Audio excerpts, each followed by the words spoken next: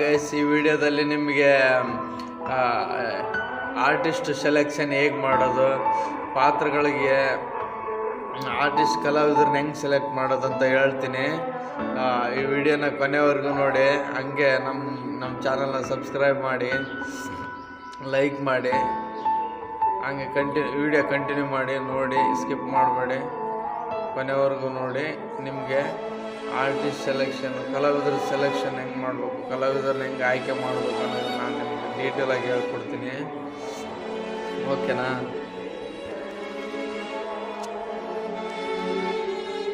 ಆ ಪಾತ್ರಕ್ಕೆ ಅವರು ಶೂಟ್ ಆಗ್ತಾರ ಇಲ್ವಾ ಅಂತ ನೋಡಬೇಕು. ಪಾತ್ರ ಕೇಳುತ್ತೆ, ಅವ್ರು ಕುಳ್ಳಿಗೆ ಇರಬೇಕಾ, ದಪ್ಪಗಿರ್ಬೇಕಾ, ಇಲ್ಲ ಎತ್ತರ ಇರಬೇಕಾ, ಅವ್ರೇನಾದರೂ ಸ್ವಲ್ಪ ಬಾಡಿ ಬಿಲ್ಡರ್ ಆಗಿರ್ಬೇಕಾ ಅನ್ನೋದು ಆ ವಿಷಯನೇ ಕೇಳಿಬಿಡುತ್ತೆ. ಆ ಸಬ್ಜೆಕ್ಟ್, ಆ ಮ್ಯಾಟ್ರೇ ಕೇಳುತ್ತೆ. ಆರ್ಟಿಸ್ಟ್ಗಳು ಇಂಥವ್ರು ಇದ್ರೇ ಚೆನ್ನಾಗಿರುತ್ತೆ, ಇದನ್ನ ಹಿಂಗೆ ಇಂಥವ್ರು ಹೇಳಿದರೆ, ಈ ಡೈಲಾಗ್ನ ಇಂಥವ್ರೇ ಹೇಳಿದರೆ ಚೆನ್ನಾಗಿರುತ್ತೆ ಅಂತ ಆ ಪಾತ್ರನೇ ಕೇಳುತ್ತೆ ಅಂತ ಒಂದು ಕಲಾವಿದರನ್ನ. ಅದನ್ನು ನೀವು ಅಲ್ಲೇ ಗೊತ್ತಾಗುತ್ತೆ ನಿಮಗೆ. ವಿಷಯ ಮ್ಯಾಟ್ರ್ ಇರುತ್ತಲ್ಲ, ಆ ಮ್ಯಾಟ್ರೇ ಹೇಳುತ್ತೆ ನಿಮ್ಗೆ ಇಂಥವ್ರನ್ನ ನಾವು ಸೆಲೆಕ್ಟ್ ಮಾಡಬೇಕು, ಈ ಪಾತ್ರಕ್ಕೆ, ಈ ಡೈಲಾಗ್ಗೆ, ಈ ಸಂದರ್ಭಕ್ಕೆ ಇಂಥವ್ರನ್ನೇ ನಾವು ಸೆಲೆಕ್ಟ್ ಮಾಡ್ಬೇಕಂತ ಅದು ಆ ವಿಷಯನೇ ನಮಗೆ ಮನವರಿಕೆ ಮಾಡಿಕೊಡುತ್ತೆ. ಅದನ್ನು ಗಮನಿಸ್ಬೇಕು. ಆ ವಿಷಯನ ನೀವು ಕ್ಲಿಯರಾಗಿ ನೋಡಿ, ಆ ವಿಷಯನ ನೀವು ಕ್ಲಿಯರಾಗಿ ನೋಡಿ, ಆ ಮ್ಯಾಟ್ರ್ ಕ್ಲಿಯರಾಗಿ ನೋಡಿ. ಯಾಕಂದರೆ ಆ ಡೈಲಾಗು ಯಾವ ಸಿಚುವೇಷನ್ನಲ್ಲೈತೆ, ಯಾವ ಸಂದರ್ಭದಲ್ಲೈತೆ, ಅದು ನಾವು ಯಾರಿಗೆ ಹೊಡಿತಾ ಇದ್ವಿ, ಯಾವ ಡೈಲಾಗ್ ಯಾರ ವಿರುದ್ಧ ನಾವು ಆ ಡೈಲಾಗ್ನ ಹೇಳ್ತಾ ಇದ್ವಿ, ಅದನ್ನೆಲ್ಲ ಗಮನಿಸ್ಬೇಕು. ಅದನ್ನೆಲ್ಲ ಗಮನಿಸಿ ಸಂದರ್ಭನ, ಆ ಫೀಲಿಂಗ್ನ, ಎಮೋಷನ್ನ ಗಮನಿಸಿ ನಾವು ಡೈಲಾಗ್ ಹೊಡಿಬೇಕಾಗುತ್ತೆ. ಆ ಎಮೋಷನ್ಗೆ, ಆ ಫೀಲಿಂಗ್ಗೆ, ಆ ಸಂದರ್ಭಕ್ಕೆ ಆ ಮನಸ್ಥಿತಿಗೆ ಯಾರು ಶೂಟ್ ಆಗ್ತಾರೆ ನೋಡು, ಅಂಥ ಕಲಾವಿದ್ರನ್ನ ನಾವು ಆಯ್ಕೆ ಮಾಡಬೇಕಾಗುತ್ತೆ. ಅಂಥ ಕಲಾವಿದ್ರನ್ನ ನಾವು ಸೆಲೆಕ್ಷನ್ ಮಾಡಬೇಕಾಗುತ್ತೆ. ಸೊ ಸೆಲೆಕ್ಷನ್ ಅಂದರೆ ಇಷ್ಟೇ ಫ್ರೆಂಡ್ಸ್. ಒಂದು ಮ್ಯಾಟ್ರೇ ನಮ್ಗೆ ಹೇಳುತ್ತೆ, ಇಂಥ ಒಂದು ಆರ್ಟಿಸ್ಟ್, ಇಂಥ ಒಂದು ಕಲಾವಿದನ್ನೇ ಸೆಲೆಕ್ಟ್ ಮಾಡಬೇಕು ಅಂತ. ಅವಾಗ ನಮಗೆ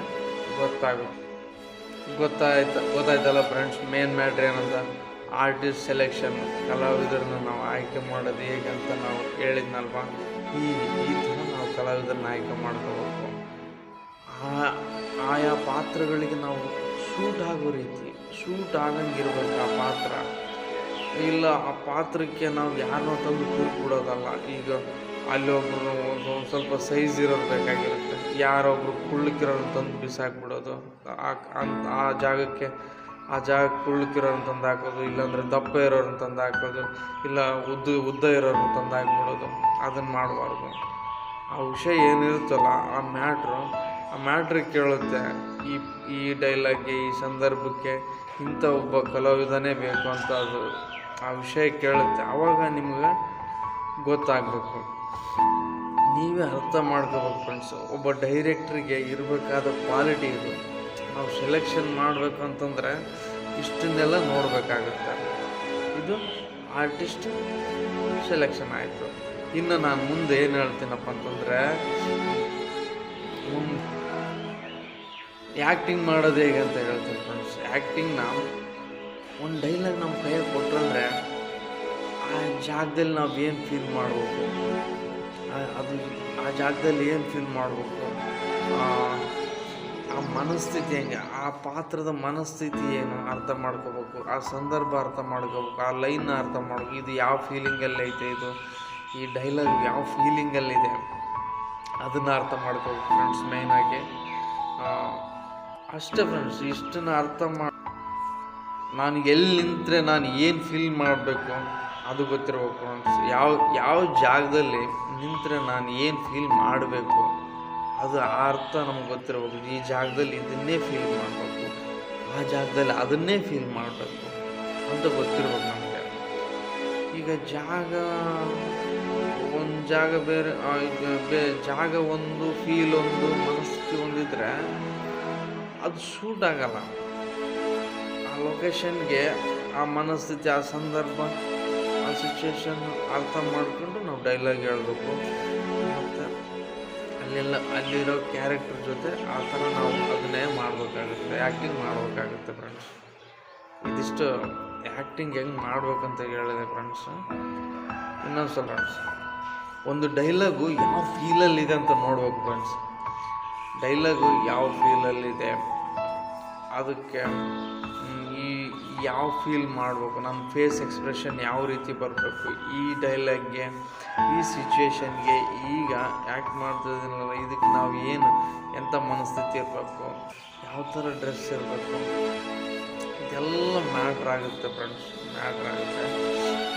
ಮತ್ತು ಒಬ್ಬ ಮನಸ್ಥಿತಿನ ಆ ಪಾತ್ರದ ಪರಿಸ್ಥಿತಿನ ಅರ್ಥ ಮಾಡಿಕೊಂಡು ಡೈಲಾಗ್ ಹೇಳಿದರೆ ಅದು ಎಲ್ಲ ಜನರಿಗೂ ಇಷ್ಟ ಆಗುತ್ತೆ ಫ್ರೆಂಡ್ಸ್.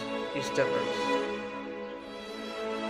ಗೊತ್ತಾಯ್ತಲ್ಲ ಫ್ರೆಂಡ್ಸ್, ಆ್ಯಕ್ಟಿಂಗ್ ಅಂದರೆ ಏನಂತ ಹೇಳಿದ್ನಲ್ವಾ, ಅರ್ಥ ಮಾಡ್ಬೇಕು. ಲೈನ್ನ ಅರ್ಥ ಮಾಡ್ಕೊಂಡು ಹೇಳಿದ್ರೆ ನಿಜವಾಗ್ಲೂ ಲೈಕ್ ಆಗ್ತೀವಿ ನಾವು, ಇನ್ನೊಬ್ಬರಿಗೆ ನೋಡೋರಿಗೆ ನಾವು ತುಂಬ ಲೈಕ್ ಆಗ್ತೀವಿ. ಅದನ್ನು ಮನಸ್ಸು ಮುಟ್ಟೋ ರೀತಿ ಹೇಳಿದರೆ ಆ ಡೈಲಾಗ್ ಆಗಿರ್ಬೋದು, ನಾವು ಆ್ಯಕ್ಟ್ ಮಾಡೋದಾಗಿರ್ಬೋದು, ಎವ್ರಿಥಿಂಗ್, ಏನೇ ವಾಕಿಂಗ್ ಆಗಿರ್ಬೋದು,